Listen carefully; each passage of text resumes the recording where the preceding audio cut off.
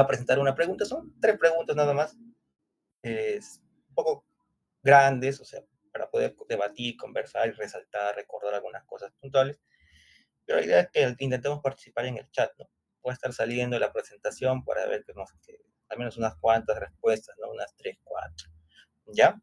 Así que en áreas del tiempo, creo que se está grabando, no hay problema. Mi nombre es José Amaranto, soy ayudante ya hace algún tiempo y este es un material que ya se preparó también hace unos años. Acá, por ejemplo, ¿no?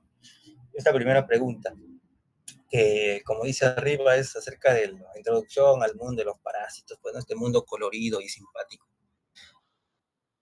Dice, con relación a la clasificación taxonómica, ¿qué será eso, no? De los parásitos, marque lo correcto. El parasitismo es una asociación biológica en la que ambas especies obtienen beneficios claros.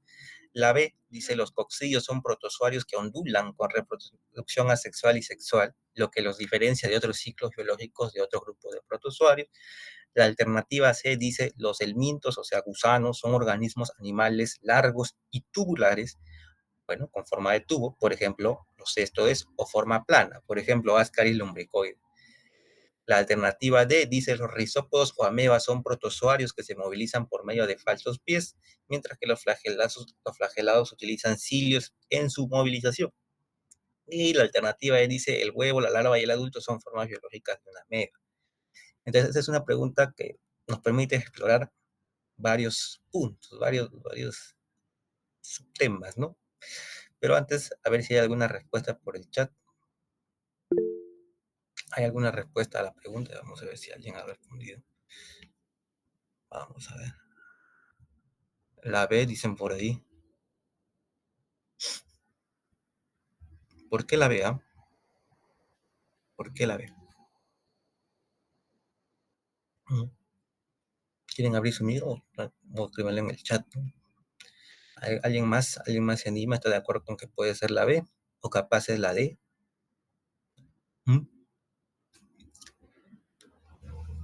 ¿Alguien más quiere dar su opinión? Solo Olenka ha dicho la B. Gracias por participar, se valora que estemos allí conectados, ¿no? Participando. ¿Alguien más? ¿O hay dudas? ¿O al menos una o dos claves que estén por ahí, pues, dudándose, ¿no? ¿Alguien dice más? ¿Alguien dice menos? ¿Nadie? O al menos síganle, pues, ¿no? La B. A ver, vamos a ver. Esta pregunta, como decíamos, nos ayuda a explorar varios puntos, ¿no? Vamos a ir analizando en esta diapositiva, ¿no? Entonces, recuerden que la vida es compleja, ¿no? Los organismos vivos son complejos, así como en la diminutez de las bacterias, pues existen relaciones entre ellas, ¿no? Como lo han visto, transducción bacteriana, etcétera, etcétera. Las especies más grandes, ¿no? Los organismos más grandes también se asocian, se tratan de ayudar o perjudicar mutuamente con diferentes fines. Y surge el concepto de relaciones interespecíficas, ¿no? Un concepto biológico en realidad, no tanto médico, pero que involucra, pues, ¿no? La participación de dos especies diferentes, ¿ya? Para, bueno, con múltiples resultados que ahorita vamos a ver. Y una de esas relaciones interespecíficas que involucran dos especies diferentes es el parasitismo, ¿ya? El parasitismo, que implica el beneficio de un primer organismo que se llama parásito y bueno, en detrimento o en negativa hacia otro organismo que se llama el huésped, ¿no? Ahí surge el concepto de parásito y surge el concepto de huésped. En este caso acá tenemos al pobre perrito, el cual está haciendo caza de una pulga, está haciendo caza de una chinche, está haciendo caza sus intestinos de un cesto, de un gusano. Entonces, es el concepto primero que todos debemos tener claro, pues, ¿no? El de parasitismo, o sea, otras especies sacan provecho de otra especie. Hay un más y hay un menos. No obstante, existen también otros tipos de relaciones interespecíficas, como lo son el comensalismo, en el cual una especie se beneficia, la especie 1 se beneficia, como dice acá, y la especie 2 le va y le viene. En realidad no hay ni un beneficio ni sale perjudicada. Ya, por ejemplo, el ejemplo biológico clásico, pues son las rémoras, ¿no? Y lo resalto esto porque es importante tenerlo en cuenta. No es muy motivo de pregunta, pero ahí lo pueden revisar. También ahí tienen otras asociaciones que si quieren lo pueden revisar. Pero lo que sí es importante que todos sepamos y recordemos es que eh, algunos parásitos son tan ineficientes en su manera de trasladarse que dependen, ¿no? Dependen de otros organismos para el cumplir un ciclo, ¿no? El ciclo que tanto seguro han escuchado, el ciclo biológico. Y ese es el vector, ¿ya? El vector. El vector suele ser generalmente un artrópodo que puede ser, pues, otro pequeño animal invertebrado, que va a cumplir la función de transporte o en todo caso de, además de transporte, cumplir parte del ciclo biológico. Y ahí viene la diferencia, ¿no? Entre los dos tipos de vectores que han escuchado. Y es importante que lo tengan en cuenta porque es pregunta de examen, ¿no? O sea, el vector mecánico que solo cumple funciones de transporte, ejemplo, la mosca, ¿no? La mosca, pues, algunos parásitos pueden viajar en los pelitos de la mosca adheridos, eh, pero otros artrópodos, por ejemplo, los mosquitos, ¿no? Zancudos, o en todo caso este señor, ¿no? La Triatoma infestans, van a participar del ciclo evolutivo del parásito. Es decir, el parásito dentro de ellos no solo es como su autobús, sino dentro del parásito se transforma el parásito y va evolucionando en sus estadios biológicos. Entonces, esa es la diferencia. Vector mecánico solamente transporte y vector biológico, además del transporte, toma parte de la evolución del parásito dentro de él. ¿Ya? Muy bien. Entonces, miremos acá. Acá tenemos un esquema general de cómo se clasifican todos los parásitos, ¿ya? Que hemos armado en el tiempo este esquema. Eh, de manera macroscópica, los parásitos se dividen por reinos, ¿no? O sea, el antiguo concepto de reinos ahora es un poco distinto en la biología, pero los protozoarios son un gran grupo de parásitos, los helmintos, entre paréntesis gusanos, son otro gran grupo de parásitos, y los artrópodos, que ya es un nivel un poco más complejo, un poco más superior, aunque recuerden que tanto helmintos como artrópodos pertenecen al reino animal, ¿no? ¿Ya? Muy bien. Eh, Hay una clasificación importante, bueno, antigua también, muy práctica de los protozoarios que asumo ya la han escuchado, algunos quizás la dominan muy bien, que es esta, ¿no? La que presentamos acá, eh, que clasifica los protozoarios en base a su capacidad, perdón, a su medio de locomoción, cómo ellos se movilizan en el espacio, pues, ¿no? Y ellos, o esta clasificación marca la diferencia entre parásitos por ¿cómo se puede decir? Los medios, pues, ¿no? Los medios, los apéndices que tienen para poder moverse. El más clásico, el parásito clásico, ¿no? Es la ameba, por ejemplo, ¿no? La ameba tiene unos falsos pies, seguramente la han escuchado, los llamados pseudópodos, ¿no? Pseudópodos, ya que hemos tratado de especificar, ¿no? Bueno, simbolizar cómo serían pues estos falsos pies como una forma irregular, ¿no? Que se extienden así como un huevo frito. Y esas son las amebas clásicas, pues, ¿no?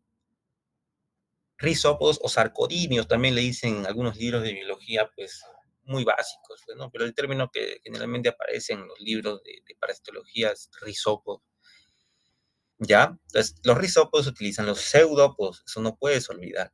Los flagelados, bueno, ahí te están regalando, pues, ¿no? ¿Qué utilizan los flagelados para movilizarse? Los flagelos, como ves acá. ¿Ya? Los flagelos. Y el parásito quizás más conocido que utiliza flagelos es la Giardia lamblia, porque está presente pues en una gran cantidad de situaciones y en los más pequeños de la casa, como son los nenes, ¿no? Trichomona vaginalis, leishmania en algunos estadios también son otros ejemplos, ¿ya? Los ciliados, bueno, los cilios, y el único parásito, pregunta de examen, el único parásito ciliado, pues, que parasita al hombre es Bacterium coli. Pregunta de examen, y lo digo porque yo cuando llevé el curso hace varios años, sinceramente, esa fue una de las preguntas del examen. Bueno, no sé cuánto habrá cambiado la cátedra en todo este tiempo, pero literalmente la pregunta decía cuál es el único parásito ciliado, pues, que parasita al hombre, Balantidium coli, que además es el parásito protozoario más grande que parasita al hombre. Dos datos puntuales, ¿ya? El primero, que es el único parásito ciliado que parasita al hombre, y el segundo dato es que es el protozoario más grande que parasita al hombre. Ya, dos datos que entran de cajón al acervo de preguntas, al banco de preguntas de microparasitología, pues, ¿no? ¿Ok? La diferencia entre flagelos y cilios es sencillo, o sea, mirar las imágenes y ver que los flagelos de por sí son apéndices más largos, ¿no? Son apéndices más largos, a diferencia de los cilios, que son como pelitos, ¿no? Has visto en histología seguro esos cilios de las células, pues, ¿no? Sí, esas microvellosidades, algo así. Por ahí después hay una imagen muy bonita de los cilios. Y finalmente los coccidios, en realidad los coccidios no describen, o los libros no le describen un movimiento o un apéndice, perdón, de locomoción exacto, pues porque no lo tienen. Los coccidios dicen que ondulan, ¿no? Ondulan, se mueven azarosamente por medio del medio en el cual están, ¿ya? Entonces, los coccidios además tienen un ciclo biológico complejo, ¿ya? A diferencia de la mayoría de risópodos y los ciliados, algunos flagelados también tienen ciclos complejos, como ya seguramente han visto, ¿no? Leishmania, Trypanosoma cruzi, complejos. Pero en realidad la mayoría de flagelados, ciliados y risópodos son ciclos sencillos, ¿no? Monoxénicos, como dicen los libros, pues, ¿no? En cambio, los coccidios tienen ciclos que incluso nosotros los ayudantes a veces no los dominamos bien porque son complejos. Y hay muchas veces los se sintetiza porque en realidad no somos biólogos tampoco, pero la idea es que los coccidios, o entiéndase que los coccidios son organismos complejos, a pesar de en realidad de su menor tamaño en comparación a una ameba, a una guía de alambre, ¿ya? Y los coccidios clásicos, pues, ¿no? Intestinales, que seguramente han visto en la cátedra, son las Schistospora bellis, Cyclospora cayetanensis, Plasmodium, etc. ¿Ya? Entonces, eso es lo que tienen que entender. Este cuadro creo que se ha elaborado con el fin de esquematizar ello, y estas son preguntas básicas, pero creo que es conveniente que, insisto, se maneje bien, porque luego te aparecen preguntas como la anterior, donde mezclan todas estas cosas, lo hacen un revoltijo y al final una sola clave es la correcta, pues, ¿no? Los helmintos, aquí vamos a hacerlo un poco más rápido. Los helmintos son los gusanos, son alargados, son pluricelulares, eucariotas, pues, ¿no? Aquí es importante de que todo gusano pasa por una etapa de huevo, luego se convierte en larvas, puede haber una larva 1, larva 2, larva 3, como habrán escuchado, pues, ¿no? Entonces, complejidades. Eh, y finalmente es un gusano adulto, pues, ¿no? Que en muchos casos, por ejemplo, en los platelmintos, son hermafroditas. Bueno, aquí también hay un criterio de, de separación, de clasificación en base a la forma. Si bien es cierto, los gusanos todos son largos, podemos clasificarlos sencillamente en si son redondos, es decir, forma de tubo, o si son planos, o sea, pues planos, pues no, o sea, no hay más explicación que decir plano. ¿Ya? Entonces, los nombres técnicos, como ya lo sabrán, seguro algunos lo dominan, son los nematelmintos y los platelmintos. Los platelmintos son los gusanos planos, P de plano, o sea, no hay pierde. Y los nematelmintos, los gusanos redondos en forma de tubo. Aquí están los clásicos, pues, ¿no? Ascarilumbricoides, uncinarias, enteroides, toxocara, trichuris, etc. Pero los platelmintos se subdividen a su vez en dos subtipos, ¿no? Los gusanos planos segmentados, como podemos ver acá, o sea, son varios segmentos, para la redundancia, igualitos, igualitos, igualitos, igualitos, que en conjunto hacen pues una sola estructura grande, un gusano grande. Y aquí es donde pertenecen las tenias. ¿Y alguien sabe cómo se llama cada segmento de la tenia? A ver si están por ahí. O sea, cada segmento de un cesto, ¿qué nombre recibe?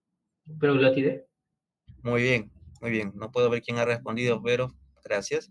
Claro, recuerden que cada o bueno, cada unidad de este enorme gusano formado por estas pelotas es el cesto. Perdón, disculpen, el proglótide. ¿Ya? El proglótide. Conceptos clave que no pueden perderse, pues, ¿no? O sea, conceptos clave. En cambio, los tremátodes son gusanos planos aplastados en el suelo como una hoja, ¿no? Como si lo has pisado, así, te ensañas con el pobre y lo pisas y queda aplastado ahí, ¿no? El ejemplo más clásico es la fasciola hepática. Foliáceo porque tiene forma de hoja, dicen. Bueno, yo nunca le he visto una forma de hoja a una fasciola, pero así dicen, ¿ya? Una fasciola hepática, una esquistosoma,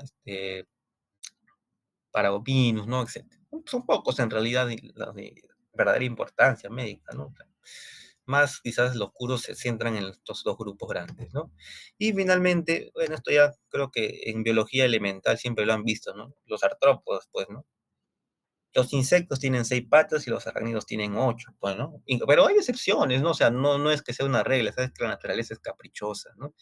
Pueden haber, seguramente, has visto estadios, ¿no? Con más o menos patas, ¿no? En tu práctica. Pero más o menos el concepto general, ¿ya? Entonces, van a tener este cuadro si lo quieren revisar, pues, ¿no? Normal.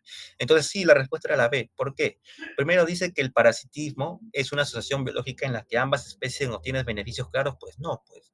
¿Por qué? Porque el parasitismo, como dijimos, una especie sale pues beneficiada y la otra especie sale claramente perjudicada, ¿ya? Y es el concepto que deben tener claro. Ahora, si quieren profundizar más, o sea, en qué asociación biológica o interespecífica ambas especies no tienen beneficios en el mutualismo, así se llama, ¿no? En el mutualismo. Ambos pues obtienen beneficios. Y el ejemplo, pues el bisonte con su pajarito arriba, pues no, o sea, uno tiene limpieza y el otro comida, el pajarito, pues, ¿no? Algo así. La alternativa C decía que los helmintos, o sea, los gusanos son organismos animales, claro, son animales, son largos, o sea, sí, son tubulares. En caso de los cestos, dice ahí, pero ahí está mal, pues no, porque los gusanos tubulares son los nematos. Ahí debía decir, o sea, esta palabrita está mal. Esta palabrita debe decir nematodes para que esté pues correcto. O forma plana. Por ejemplo, Ascaris, no, que Ascaris es un nematode, es un gusano tubo. Entonces, esto era al revés, no se hubiera puesto al revés esto acá y esto acá, la alternativa hubiera estado buena. Pero aquí vemos que se ha cambiado el orden a propósito, pues, ¿no? Muy bien. La alternativa D dice, los rizópodos o amebas son protozoarios que se movilizan por medio de falsos pies. Eso me parece correcto, pues, ¿no? Lo que hemos hablado. Mientras que los flagelados utilizan flagelos para, no, dice cilios, ¿no? Ya, entonces, eso está mal, pues, ¿ya? Eso estaba mal.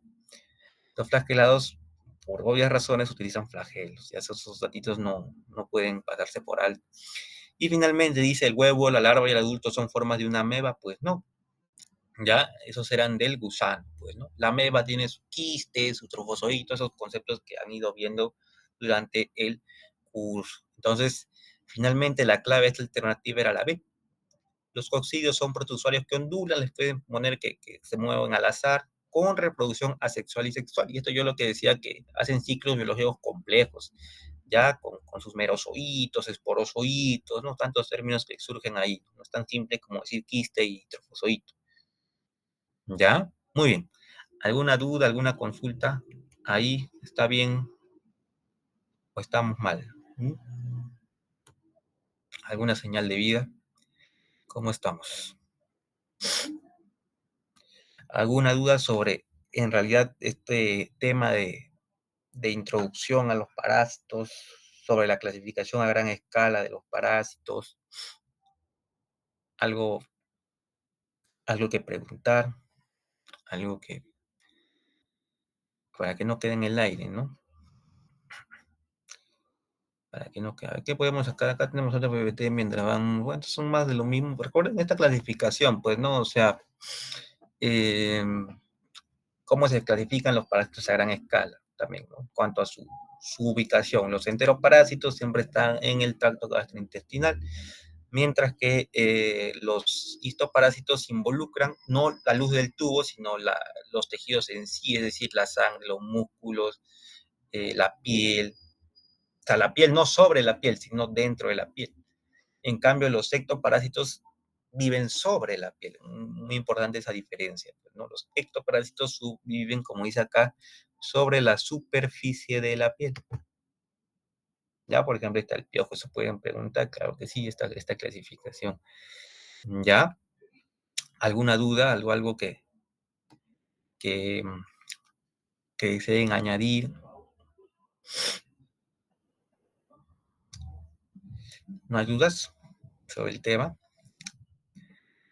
Bueno, vamos a revisar entonces otro de esos temas que estaban en el temario que se me ha involucrado. Entonces, siguiendo con el mismo esquema, tenemos esta siguiente pregunta, pues, ¿no?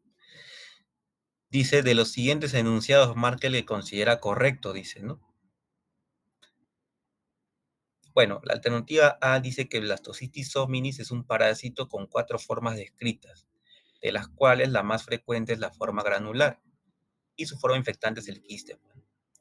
B dice que Balantidium coli es el parásito más grande que parasita al hombre, que presenta 2 núcleos, uno más grande que el otro, y su infección se asocia a la crianza de ovejas.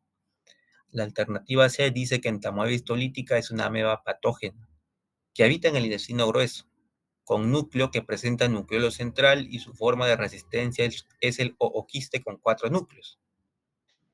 La alternativa D dice Entamoeba histolítica nuevamente que la mayoría de los casos de infección son asintomáticos, pero existen los cuadros de amebiasis intestinal, o sea, disentería y extraintestinal. Y la alternativa E dice que Balantidium coli es un ciliado que habita en el intestino delgado de granjeros en pésimas condiciones de saneamiento. Es interesante. ¿Alguien quiere dar una clave? Bueno, esta pregunta también explora varios temas, ¿no? Bueno, en realidad acá hasta tres parásitos y además varios detalles sobre cada uno de ellos. Vamos a esperar un minuto, será, si alguien por ahí se anima a participar en el chat. Recuerden que si tienen dudas o sea, de estos temas, normal, no tengo ningún problema. Aparte de lo que se está hablando, también tienen alguna duda. La idea es que les vaya bien, pues chicos. Por eso invertimos tiempo acá. Balantidium hominis, perdón, Blastocystis hominis, la alternativa A, Balantidium coli, la alternativa B, y Entamoeba histolítica, la alternativa C, son 3 parásitos de los cuales nos están hablando. ¿Alguna, alguna respuesta? ¿Una respuesta? ¿Alguien que quiera, bueno, ya, decir algo, manifestarse?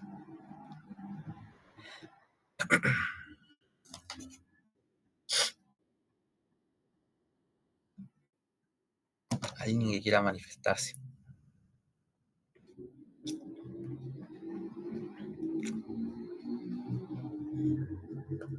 Nadie se manifiesta. Vamos a volver a ver. Por ahí dicen la D. Vamos a ver qué dice la D. Gracias, Olenka. La más participativa hasta ahora. ¿Qué dice la D? Dice, en Entamoeba histolítica, la mayoría de los casos de infección son asintomáticos, pero existen los cuadros de amebiasis intestinal, o sea, disentería y extraintestinal. ¿Alguna otra alternativa? Estas preguntas, no sé quién las habrá elaborado, pero tienen bastantes detalles, ¿no? Que marean un poco. Vamos a ver. ¿Alguien más? ¿Alguien más se manifiesta? Nadie más. Ya, una última mirada, si no. La C. A ver qué dice la C. Gracias, Martín. Muchas gracias. Dice entamoeba histolítica, amelia patógena que habita en el intestino grueso. Interesante. Con núcleo que presenta nucleolo central y su forma de resistencia es el ovoquiste de 4 núcleos. Bueno, esos 4 generalmente es un número que se asocia a entamoeba histolítica, ¿no? Vamos a ver. Bueno, vamos a utilizar para la explicación nuestro PPT. Vamos a utilizar el de acá, uno que es más completo. Ya. En primero, o sea, debemos recordar que la entamoeba histolítica es un tema que siempre van a preguntar en cualquier cátedra de parasitología, pues, ¿no? ¿Ok? No vamos a detallar todo esto, solo quiero resaltar primero que recuerden, es una ameba patógena, es decir, es una ameba malvada, porque hay amebas buenas, amebas que viven contigo tranquilo, no te molestan, comen contigo y listo, se van. Pero la entamoeba histolítica tiene la capacidad de invadir, ¿no? Por eso se llama histolítica, invadir los tejidos. ¿Ya? Invadir los tejidos, aquí está, ¿no? Resaltado de rojito. Invadir la mucosa intestinal y habita en el intestino grueso. Creo que había una pregunta que más o menos iba por ahí, pues entonces estamos bien. Recuerden que la entamoeba histolítica habita en el intestino grueso. Invade la mucosa intestinal, produciendo, en algunos casos, diarrea con moco y sangre, lo que se llama disentería. Recuerden ese concepto, la disentería. Disentería es diarrea con moco y sangre. Y disentería mediana es porque la ameba lo está causando, porque hay una disentería bacteriana también.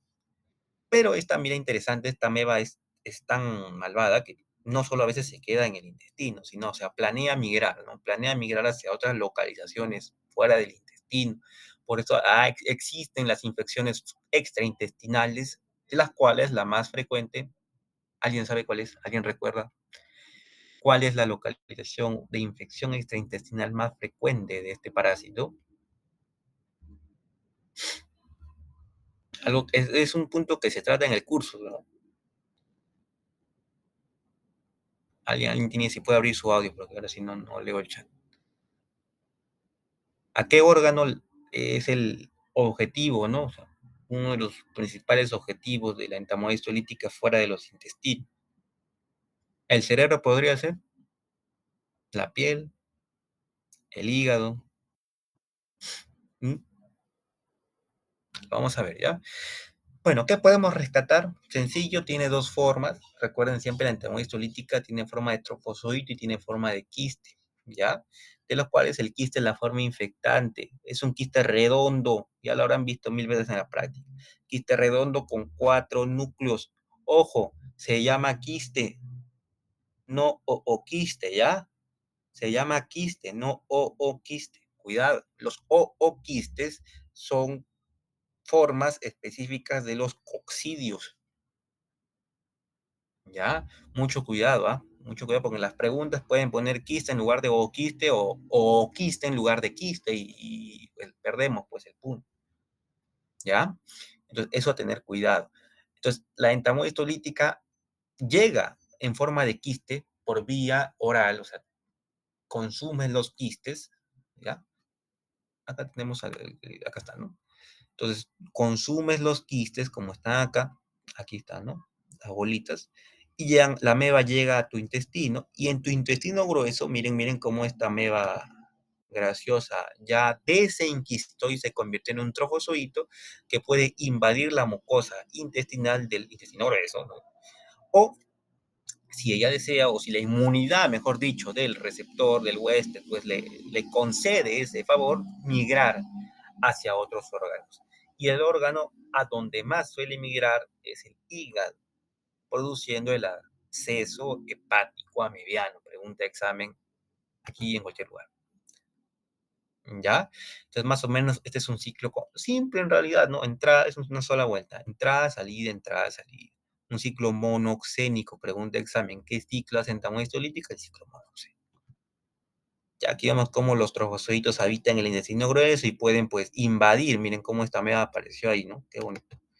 Apareció ahí y se está comiendo los glóbulos rojos. Los glóbulos rojos dentro de una ameba involucran o significan para el que los está viendo que es patógeno, que está comiendo, pues, ¿no? La mucosa del intestino, ¿ya? Muy bien. Y aquí están las manifestaciones clínicas más frecuentes de esta ameba, pues, ¿no?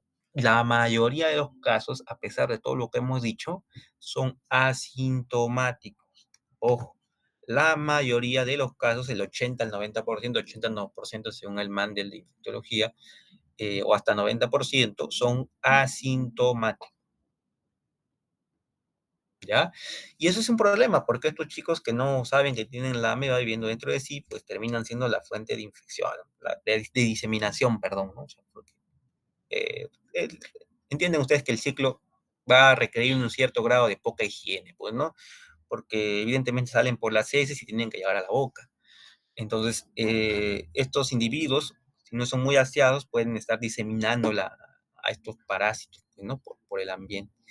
Pero si esta ameba es un poco más fuerte, o en todo caso el individuo no está en su mejor momento inmunológico, vamos a decirlo así, la ameba aprovecha y hace su amebiasis intestinal, que quiere decir lo que habíamos dicho, ¿no? La disentería en la mayoría de los casos, diarrea con moco y sangre, te llama al baño, pues, ¿no?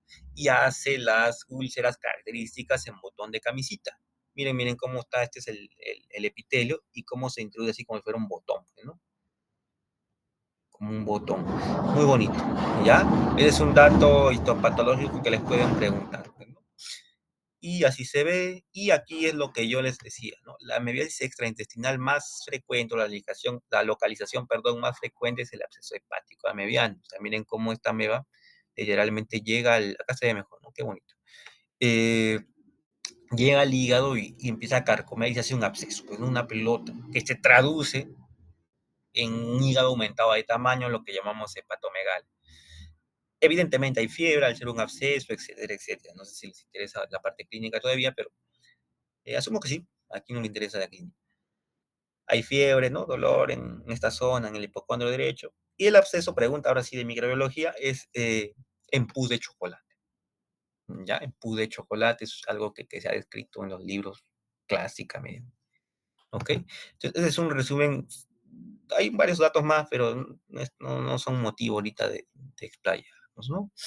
Muy bien. Acá hay otras amebas que quizás les puedo compartir, no hay problema si quieren profundizar en estas amebas. Vamos a salir un ratito, perdón.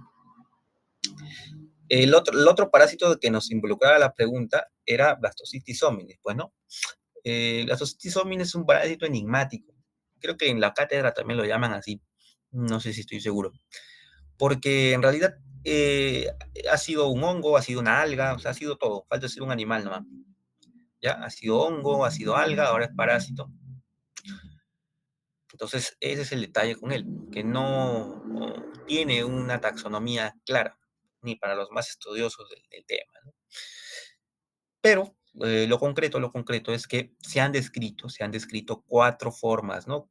En los libros de parasitología, el Botero, ¿no? El Murray, vas a encontrar generalmente 4 formas descritas, siendo la más importante, la más frecuente, la más relevante, la forma vacuolar, pregunta de examen.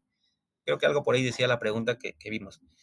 La forma vacuolar, ¿ya? ¿Qué es esta de acá?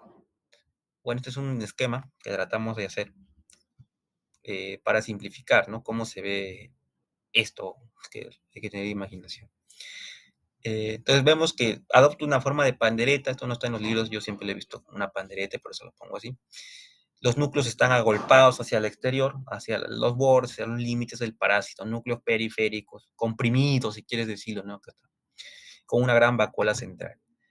¿Ya? Existen formas menos frecuentes solo para que tengan los datos, pues, ¿no? O sea, granular, quística, meoidea, pero son 4 formas. ¿Qué debo recordar de Blastocystis hominis? Primero, que su patogenicidad no está, pues, autenticada, no sé si esa es la palabra, o sea, no está comprobada al 100%. Ya, dícese que en realidad este puede ser un comensal, vivir tranquilo contigo comiendo lo que tú comes y no te va a molestar. Pero puede ser causa de diarrea en algunas poblaciones. Bueno, acá más imágenes. Incluso su ciclo biológico no está del todo descrito, o sea, es un parásito bastante, se hace el difícil, ¿no? A la hora de estudiarlo. Pero en algunos individuos, ¿no? Está la pregunta, ¿no? No sé si serán comensales, marcadores de un desequilibrio de la flora normal o de verdad quizás son patógenos. Pero la mayoría de los casos, como en realidad todo en parasitología, van a ser asintomáticos. Ese es un otro concepto aparte, ¿ya? O sea, la mayoría de todos los parásitos, lo más frecuente es que no te causen molestias, pues, a menos que sea malaria, pues, ¿no? O sea, otras cosas más fuertes. Pero la mayoría de parásitos, en la gran mayoría de casos, son asintomáticos en su infección. Y ya si son sintomáticos, producen una clínica específica, en este caso, ¿no? De blastocitis, una diarrea que se autolimita en realidad con el tiempo. Y generalmente la patogenicidad de Blastocystis hominis se asocia a personas con inmunidad deprimida, ¿no? Hablo de pacientes HIV en estadio SIDA, por ejemplo. ¿Ya? Ahí tienen un resumen que se pueden quedar, ¿no? O sea, los conceptos más importantes que recordar sobre este parásito. ¿Ok? Es un tema sencillo, ¿no? En comparación en tamoides-tolítica. Si hay dudas, normal, los podemos resolver, profundizar cosas que ustedes deseen, no hay problema. Y el último tema que nos traía esta pregunta era Balantidium coli, siempre asociado a los chanchitos, ¿no? Pobrecitos. A mí me caen bien los chanchitos, pero ¿qué hablan de Balantidium coli? Primero, los datos que ya les mencioné, y esto, por favor, o sea, no pueden pasarlos por alto. Yo les aconsejo que los tengan claro porque se van a arrepentir luego. Que es el único protozoario ciliado que parasita al hombre, que causa infección clínicamente significativa en el hombre. Y es el protozoario más grande que parasita al hombre. O sea, no es el parásito más grande, por si acaso. No vas a comparar esto con los gusanos, sino solamente es el protozoario parásito más grande, ¿ya? No sé si se entiende clara la idea. O sea, no es el parásito más grande, porque hay gusanos, evidentemente, los gusanos son los gusanos, sino acá de todos los protozoarios es el más grande, nada más. Y habita o su lugar, pues, de casa, ¿no? Siempre va a ser el intestino grueso. Cuidado, creo que la pregunta por ahí decía intestino delgado, la pregunta que vimos. Entonces, Balantidium coli, entamoeba lítica y Blastocitis hominis tienen su casa en el intestino grueso. Es un dato que conviene sobre todo en entamoeba lítica y Balantidium coli. Recuerden que tienen su casa en el intestino grueso. ¿Ya?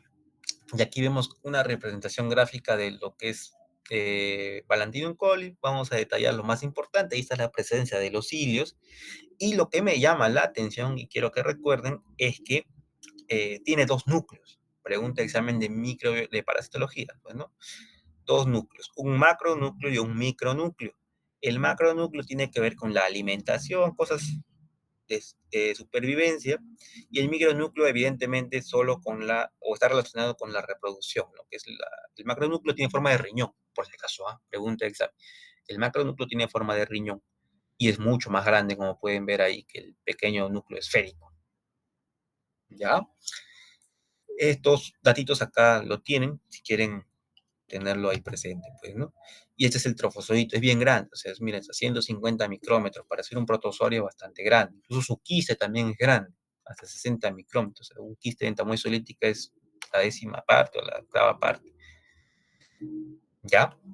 Sobre el quiste no hay mucho que decir, no hay nada resaltante, solamente que existe el quiste y que es la forma infectante, ¿ya? Entonces nosotros, igual que en entamoeba tenemos que consumir el quiste, o sea, no lavarnos las manos o estar en un lugar con poca higiene, ¿ok?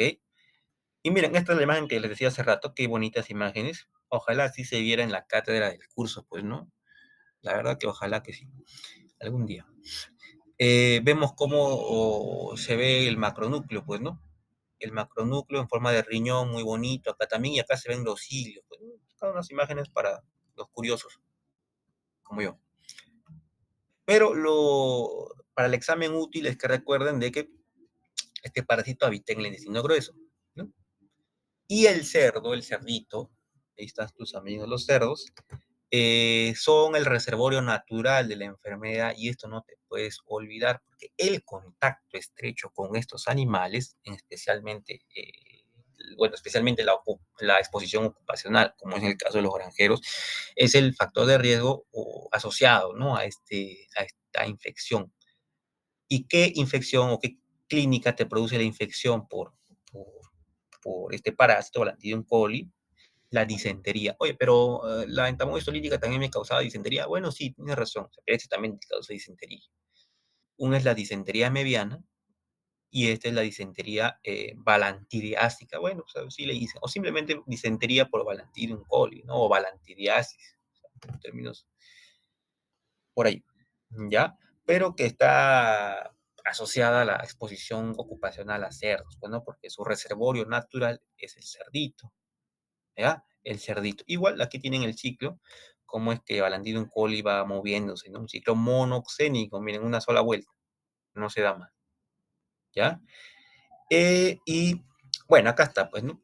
Lo que les decía, que la mayor parte de los casos de Balantidium coli son asintomáticos, toda parasitología es así, y un grupo pequeño de la población va a ser la disentería balantidiásica, pues, ¿no? La diarrea con moco y sangre, eso es disentería.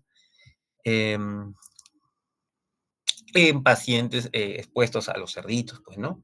A los cerditos, ¿ya? Así que esos son los conceptos más importantes sobre Balantidium coli. Ahora, volviendo a la pregunta, vamos a ver acá. ¿Qué decía? Que Blastocitis hominis es un parásito con 4 formas descritas. Bueno, yo creo que es cierto, ¿no? Eso es cierto, claro. O sea, eran la forma vacuolar, la forma granular, la forma, ¿qué más era? Ameboidea, y la forma quística, pues, ¿no? 4 formas. Pero ahí dice que la más frecuente es la granular, dice acá, pero eso es incorrecto. La forma más frecuente es la vacuolar, esa forma pues, núcleos comprimidos, ¿no? Pandereta, entre comillas. Entonces, esa pregunta, esta alternativa estaba mal por eso, que la forma más frecuente era la granular. Perdón, la vacuolar, no acá dice granular, acá hay que borrar, ¿ya? La alternativa B dice que Balantidium coli es el parásito más grande que parasita al hombre. Sí, eso te he dicho que lo tengas bien en cabeza, ¿no? Y presenta dos núcleos, ¿no? Uno más grande que el otro. Eso es cierto, tenía un macro y un micronúcleo, correcto. Y que su infección se asocia a la crianza de ovejas, ¿no? ¿Qué tienen que ver las ovejitas acá? ¿No? O sea, no.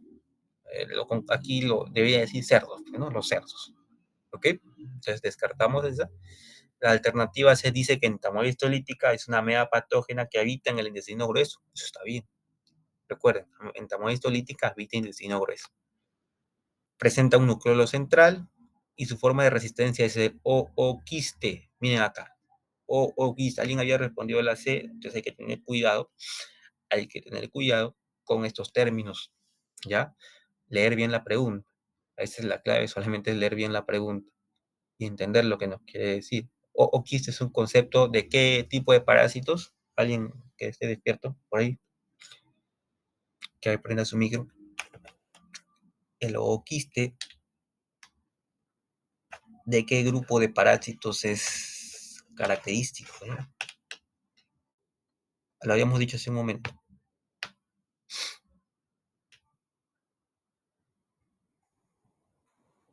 Ahí. De los coccidios, ¿ya? No se olviden de eso, de los coccidios. No sé si van a darles un repasín de coccidios, pero recuerden eso, ¿ya? La alternativa D decía que la mayoría de los casos de infección por esta entamoeba histolítica son asintomáticos. Sí, ¿ya? La mayoría son asintomáticos, ¿ya? Me informan que están escribiendo por chat, disculpen, yo no lo puedo ver, estoy compartiendo, ¿ya? Ahí la jefa está que me avisa. Ya, ya chicos, ¿en qué estamos? Ya, la mayoría de los casos sí, pues son asintomáticos, eso no lo olvides, y eso es válido para cualquier parásito. Así que si leen, el consejo es este, si leen alguna vez que la mayoría de infecciones son asintomáticos, marquen eso, porque en realidad eso es cierto, ya como le estoy diciendo hace rato, ¿ya? Pero dice ahí, existen los cuadros de amibiasis intestinal, o sea, la disentería, o sea, sí, ¿no? Si existe la amibiasis intestinal, y la extraintestinal, el hígado, pues, ¿no? El hígado, el cerebro, la piel, ¿no? Y eso es cierto, esta alternativa D en realidad sí tiene mucho sentido y parece ser la correcta. Y la alternativa E dice Balantidium coli ciliado que habita en el intestino delgado, pues no, bueno, habíamos dicho que tanto entamoeba histolítica, Balantidium coli parasitan el intestino grueso, ¿ya? Muy bien. Entonces acá tienen un resumen que va a ir para ustedes, donde comparan, ¿no? Para que ya lo tengan ya más que masticado, ¿no? Todas las imágenes que hemos visto en el otro PPT, acá están pues eh, en formato de comparación, no sé si cómo decirlo. ¿Ok? Miren acá, todos hemos agrupado estos parásitos. Miren, intestino grueso, intestino grueso, intestino grueso. Entonces, apréndanselo por paquete. Porque a veces te pueden decir, tal parásito, intestino delgado, intestino grueso, nos causa confusión. Entonces, acá lo hemos puesto para que lo aprendan por paquete. Todos estos, intestino grueso, y las características más interesantes, ¿no? De cada uno de ellos. ¿Ok? Muy bien. ¿Alguna duda? ¿Alguna consulta? Algo que, que no esté claro.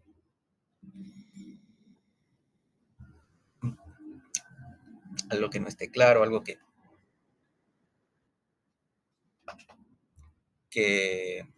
reclamar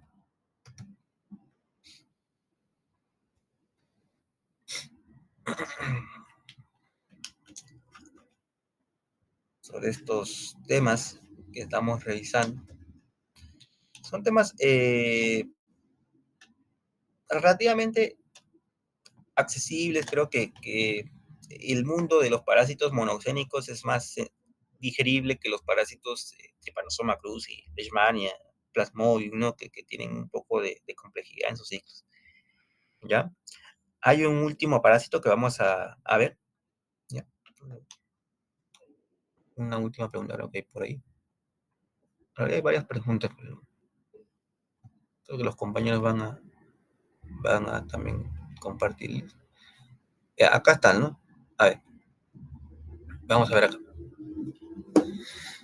Que habla sobre la Giardia lamblia, pues, ¿no? Bueno, esta vez solamente de la Giardia lamblia. Dice la alternativa A. Bueno, esta vez dice marque lo incorrecto, ¿no? Al revés, mucho cuidado, ¿eh? Entre correcto e incorrecto. Dice acá, marque lo incorrecto. Dice, Giardia lamblia es un protozoario flagelado entérico común, dice, ¿no? Interesante. En el mundo, perdón, en el humano, cuyos otros nombres son Giardia duodenalis o Giardia intestinalis. La B dice, las dos formas son el trofozoito y el quiste, ¿no? El trofozoito es piriforme. ¿Qué rayos será piriforme? Con 4 pares de flagelos y un ducto suctorio. ¿Qué rayos será eso? Mientras que el quiste es oval con 2 a 4 núcleos. La presentación clínica clásica es el síndrome de malabsorción intestinal, ya que al habitar el intestino grueso destruye la superficie de absorción de nutrientes. Bueno, la D dice la población en riesgo son los niños y el mecanismo de transmisión es la ingesta de quistes en alimentos, dice, ¿no? Y la alternativa, ellos se encuentran adheridos a la mucosa intestinal por medio del ducto suctorio.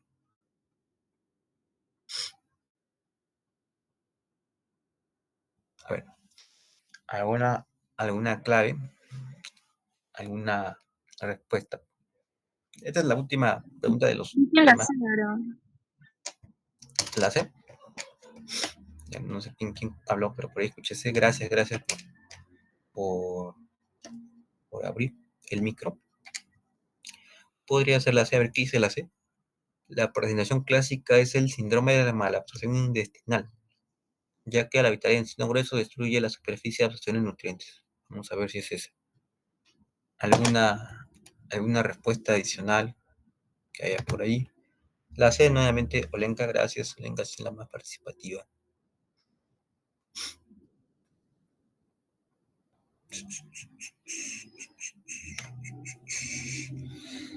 Giardia lamblia es un parásito que siempre te van a venir preguntas sobre él, porque creo que es como dice ahí, la alternativa es el más común. Entonces, incluso como médicos, ¿no? En algún momento van a ver Giardia lamblia. Todos los pequeños, que eh, es causa, adelantando un poco de problemas del desarrollo, del correcto crecimiento del nene. ¿No? Ok, vamos a ver un pequeño resumen que tenemos acá de Giardia lamblia. Vamos a trabajar un poquito. Acá está. Entonces, eh, cuando hablamos de Giardia lamblia, pues primero es un flagelado. O sea, ya, no hay que decir más, pues, ¿no? Ahí claramente en la imagen ves cómo tiene sus flagelos, pero tiene 8 flagelos. Cuidado, ya, 8 flagelos, en otras palabras, 4 pares de flagelos. Ya, son para estos que tienden a la simetría, pues, ¿no? Como puedes ver acá, muy bonito, tiene forma de pera, dicen algunos. Bueno, sí puede ser, pues, ¿no? Por eso dicen piriforme, un parásito piriforme, forma de pera. Yo siempre le he visto más forma de fantasmita o de búho, si quieres decirlo así, que de pera. Pero bueno, es la parasitosis más frecuente, no te olvides, ¿ya? Y ojo, parasita el intestino delgado, resaltado de rojo, porque es la principal diferencia con todo ese paquete anterior de parásitos que hemos revisado. Entamoeba histolítica, Lanthidium coli, Blastocystis hominis, intestino grueso, a un lado. En cambio, a partir de acá hablamos de intestino delgado. Y a este parásito, a Giardia lamblia, se le suman los coccidios intestinales. O sea, Giardia lamblia más coccidios es igual a intestino delgado. Y los otros 3 anteriores es igual a intestino grueso. ¿Ya? Ahí está, es poco esquematizado para que no te olvides.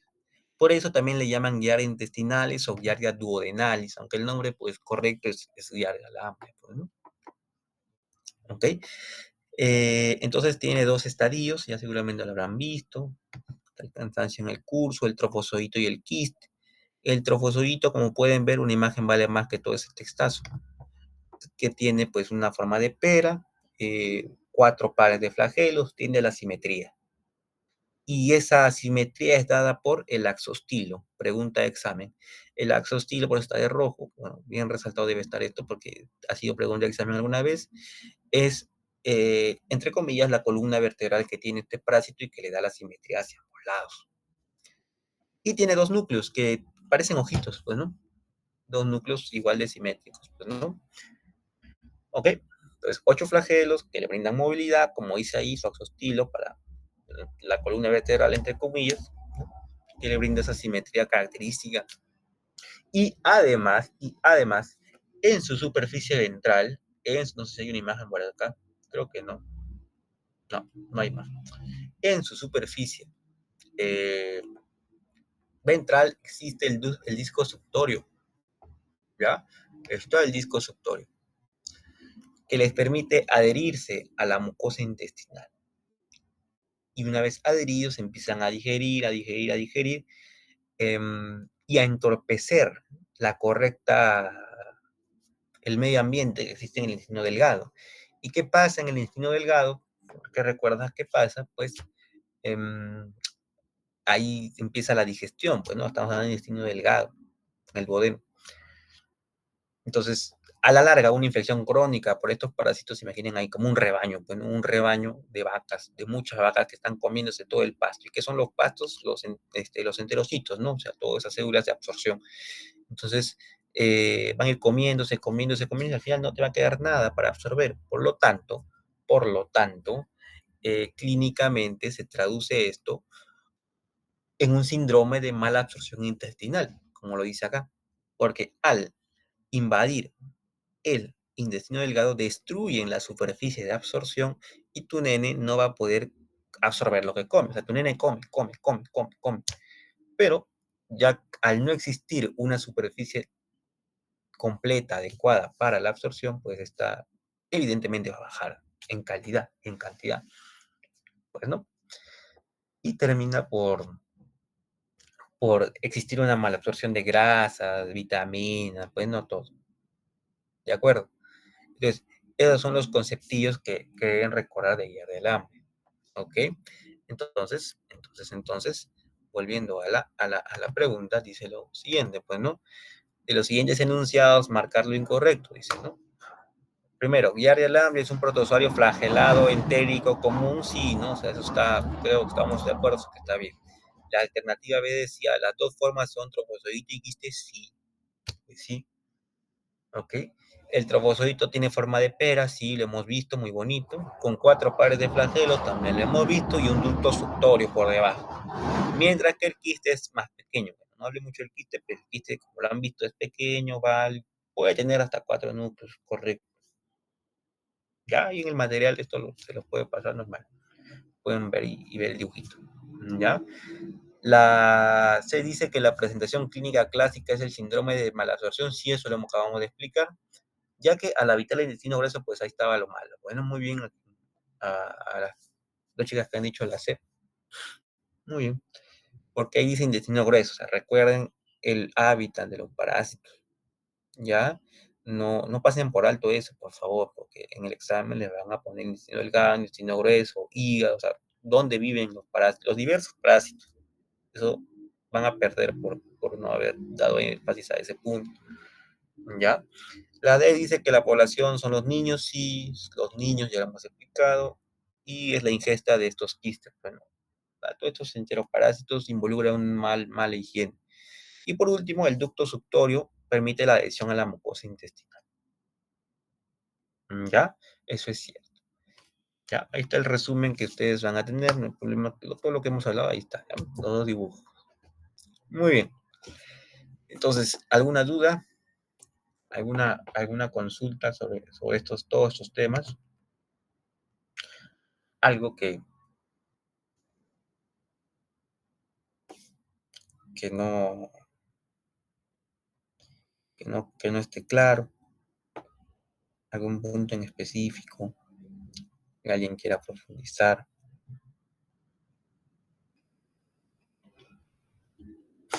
o todo está claro.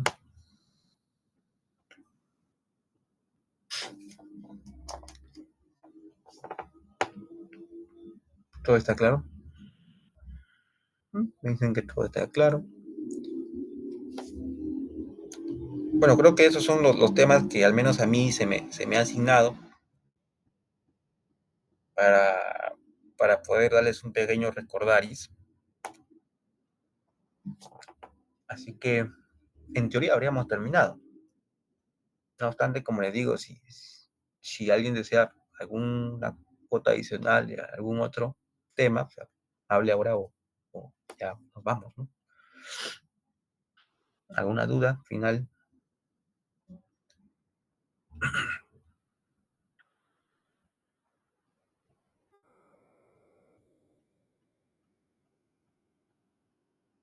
Bueno, entonces, siendo que no hay más dudas, se les agradece pues la atención y la oportunidad, ¿no? De seguir compartiendo lo poco que tenemos y que les haya sido útil, ¿no? No una pérdida de tiempo para ustedes estar escuchando esta ponencia, ¿ya? Entonces, listo, eso sería todo. Si es que, bueno, siempre me gusta insistir. Bueno, gracias chicos, gracias chicos. Nos vemos algún día, quizás.